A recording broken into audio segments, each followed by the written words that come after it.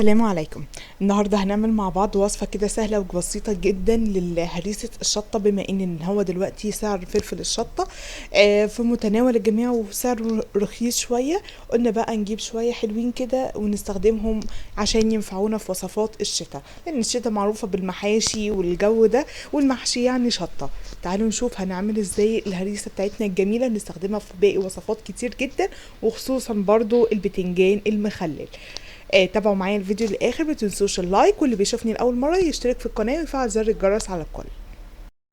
استخدمت كيلو فلفل من اللي هو الفلفل، يعني هو ده نص شطه، يعني مش مشطشط قوي.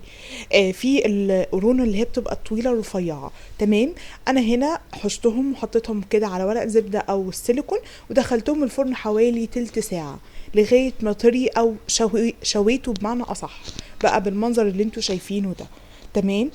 هجيب طبق وهبتدي اخد كل واحد كده على جنب، واقطع الراس بتاعته وافتحه كده بالسكينة واطلع البذور بتاعته. بس ملحوظة جدا جدا لازم تاخدوا بالكم منها، وانتوا بتعملوا الخطوة دي تبقوا لابسين جلافز في ايديكم، كيس، اي حاجة. ما تعملوش الخطوة دي بايديكم، لان فعلا انا يعني الشطة طلعت في ايدي فكنت تعبانة منها شوية، فلازم تلبسوا حاجة في ايديكم في الخطوة دي. تمام. هنخرج البذور وهنخرج الراس ويبقى عندنا الفلفل بالمنظر ده.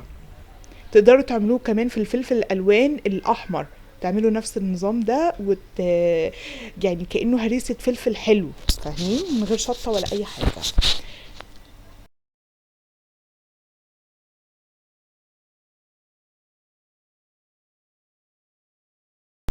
هنا خلصت كل الكمية بتاعتي بالمنظر اللي انتوا شايفينه ده.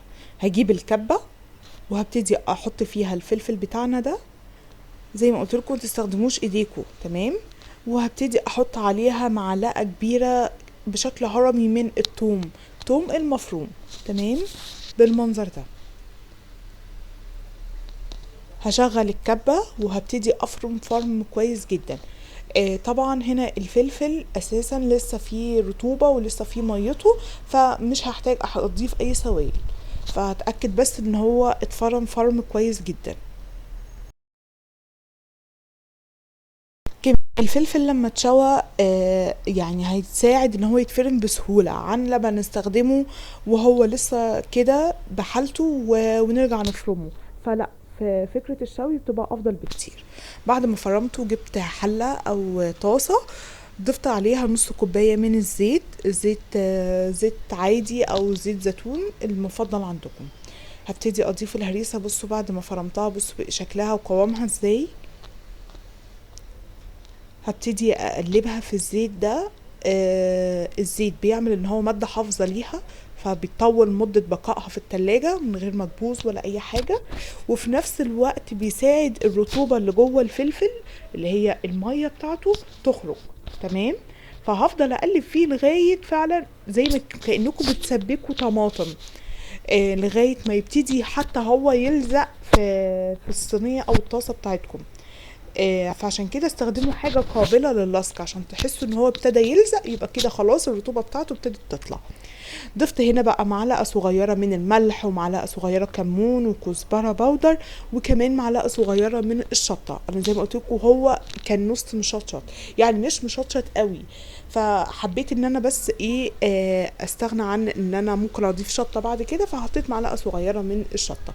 لكن زي ما قلت لكم في الاول ان هو لو استخدمتوا قرون الشطة طويلة رفيعة ده ما شاء الله يعني لوحدها كفاية جدا.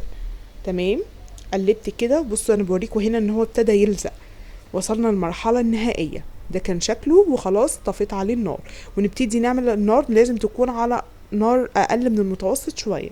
برطمان بلاستيك يكون معقمينه بشويه خل كويس جدا، وبعد كده ننشفه من الخل، ونبتدي بقى نحط فيه الهريسه بتاعتنا بالمنظر ده. بصوا هنا محتاجه بس شويه والله عيش مقمر كده على البوتاجاز، ونبتدي نغمسها. لمحبين الشطه انا عارفه ان هم المنظر ده بيبقى رهيب بالنسبه لهم، لكن انا بعملها اللي انا مثلا عندي بتنجان بالخل كده والثوم مخلل، باخد معلقه واعملها على باقي الخلطه، فهستخدمها معاكم في وصفات قريبه. محشي اخد معلقه على الخلطه ويبقى كده تمام. فوصفات اي حاجه عايزه فيها شطه يبقى كده تمام. ضفت عليها شويه زيت بس على السطح وابتديت ارج فيها كده. كمادة حافظة برضو للسطح مش اكتر، واحفظيها في التلاجة زي ما انت عايزة معاكي لغاية شهر كمان. ده كان فيديو وصفة النهاردة، اتمنى يكون نال اعجابكم، متنسوش لايك للفيديو لان بيساعد قناتي تكبر، وكمان الاشتراك في القناة وتفعيل زر الجرس على الكل، واستنوني في فيديو وصفة جديدة قريب ان شاء الله.